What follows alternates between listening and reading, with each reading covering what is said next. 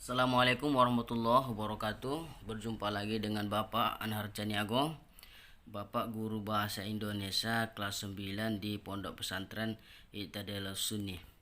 Baiklah anak-anak Bapak yang Bapak cintai, kali ini kita akan belajar tentang berpidato.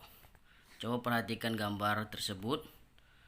Apakah kegiatan yang sedang dilakukan oleh Pak Jokowi atau Pak Presiden kita? Tentu dari videonya atau gambarnya kalian sudah bisa mendeskripsikan apa yang dilakukan oleh Bapak Presiden kita, yaitu Bapak Presiden kita sedang berpidato di depan publik. Jadi anak-anak Ustadz sayangi, kali ini kita akan membahas tentang pidato. Jadi yang benar, Bapak Presiden Jokowi sedang berpidato tentang suatu hal di Istana Negara. Kali ini kita akan membahas tentang pidato, apa itu pidato, dan bagaimana itu pidato yang benar. Sesuai dengan tema 7 yaitu kepemimpinan, materi pelajaran kita kali ini akan membahas salah satu keahlian yang harus dimiliki oleh seorang pemimpin, yaitu kemampuan berpidato. Pemimpin itu harus jago di podium, harus jago berpidato.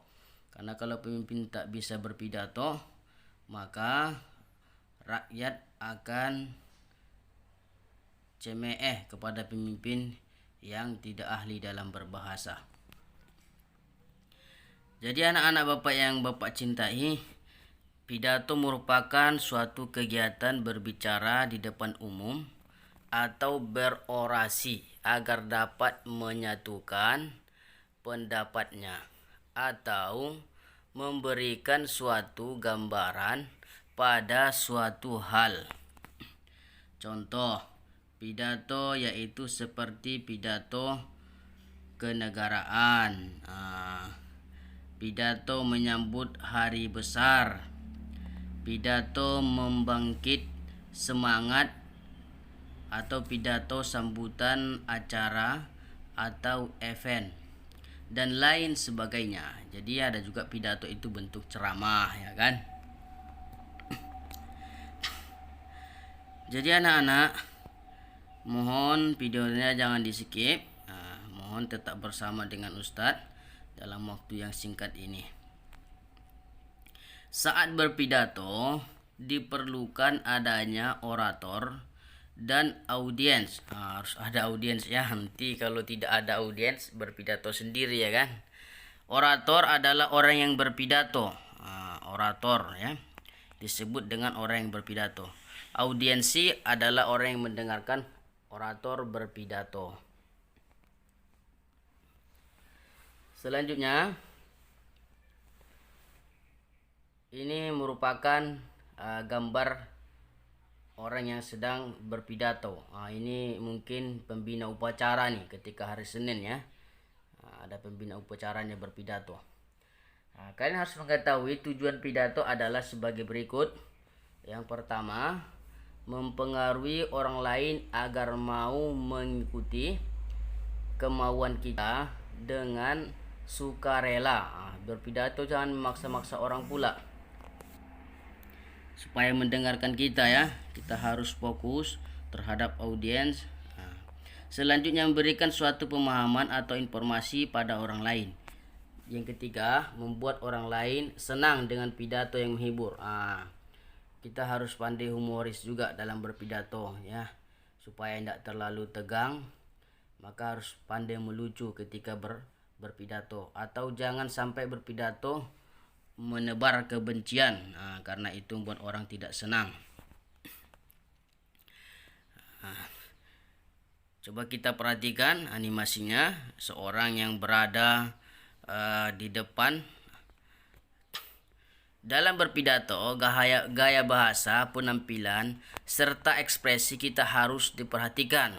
Jangan pula bermuka masam ketika berpidato, harus banyak senyum, wajah kita harus tenang ya. Dan kita juga harus percaya diri dan menyampaikan isi pidato kita supaya orang yang mendengarkannya dan melihatnya pidato kita juga tertarik. Usahakan supaya orang tertarik mendengarkan pidato kita. Bisa juga kita memperbaiki penampilan, ya kan, supaya orang terpengaruh terhadap apa yang kita sampaikan. Baiklah anak-anak, kita lanjut lagi pembahasan kita. Ini gambar mic ya. Biasanya kalau berpidato itu identik dengan mic, pengeras suara, supaya kita suaranya bisa didengar oleh orang-orang pendengar pidato kita atau audiens ya. Jadi ini harus kalian ketahui juga bagian-bagian dari teks pidato. Jadi ada bagian-bagiannya ya. Jangan pidato-pidato tapi tidak jelas mana bagian. Ini dia. Yang pertama salam. Salam dulu. Misalnya assalamualaikum warahmatullahi wabarakatuh. Pembukaan kan. Pembukaan itu bisa saja puji syukur kepada Allah, ya kan, atau kata-kata penghormatan. Selanjutnya kalimat pembuka. Yang ketiga itu isi pidato. Yang keempat kalimat penutup, dan yang kelima salam penutup.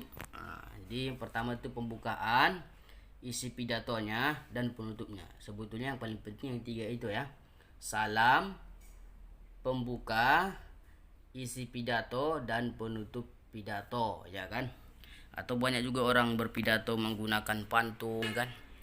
Yang pasti diusahakan ketika kita berpidato, orang yang melihat dan mendengarkan pidato kita itu terpukau dengan gaya bahasa yang baik, atau dengan penampilan yang meyakinkan, dengan ekspresi wajah yang ramah, dan tidak monoton memandang satu orang, ya kan.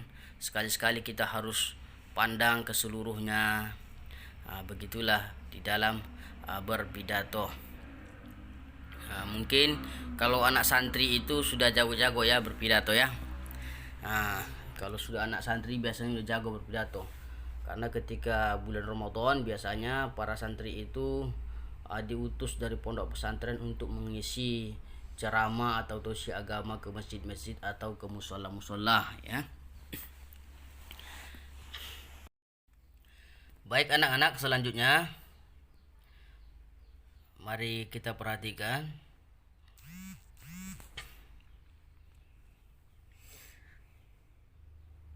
yang pertama yang harus kita ketahui dalam berpidato itu menentukan topik atau tema pidato ya. Kalau bisa topik itu yang sesuai atau relevansi dengan keadaan sekarang, sesuai dengan momen tertentu. Misalnya Maulid Nabi, kita harus berpidato Maulid Nabi kan, tentang kemerdekaan. Misalnya 17 Agustus, ya kita harus berpidato tentang kemerdekaan 17 Agustus. Jangan pula membahas takdir, padahal momentum pada saat itu tentang kemerdekaan. Itu kurang tepat pidatonya ya. Yang kedua, mengumpulkan referensi. Referensi ini rujukan. Kita tidak bisa asal bicara saja di depan, karena orang pendengar itu bukan semua orang yang tak berpendidikan. Kadang-kadang ada yang profesor, ada yang doktor ketika kita berpidato. Jadi kita harus punya referensi, karena tidak semua orang yang bodoh yang mendengarkan pidato kita. Banyak juga orang yang cerdas ya, supaya nanti kita tidak salah ucap. Karena kalau salah ucapkan nanti dikritik sama orang, membuat diri kita malu. Maka kita harus punya pegangan atau rujukan. Misalnya Anda membahas tentang wudu, maka Anda harus punya kitab referensi tentang wudu, supaya tidak mengada-ngada. Membuat rancangan. Rancangan teks pidato disusun berupa salam pembuka, kalimat pembuka, isi pidato, kalimat penutup, dan salam penutup.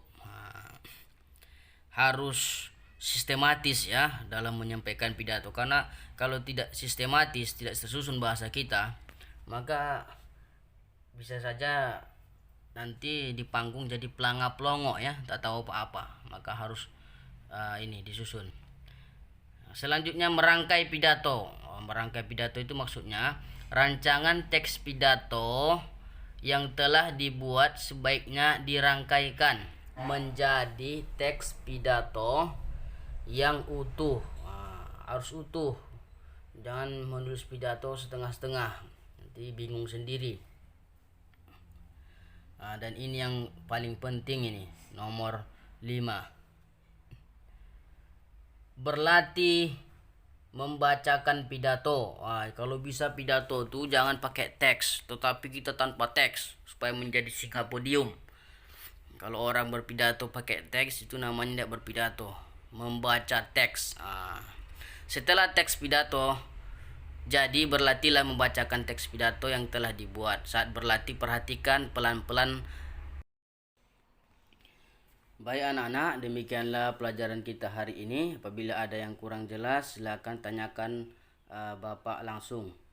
Untuk tugas kalian, buatlah pidato, divideokan dan kirimkan ke Bapak videonya. Bebas mau judul pidatonya apa saja. Assalamualaikum warahmatullahi wabarakatuh.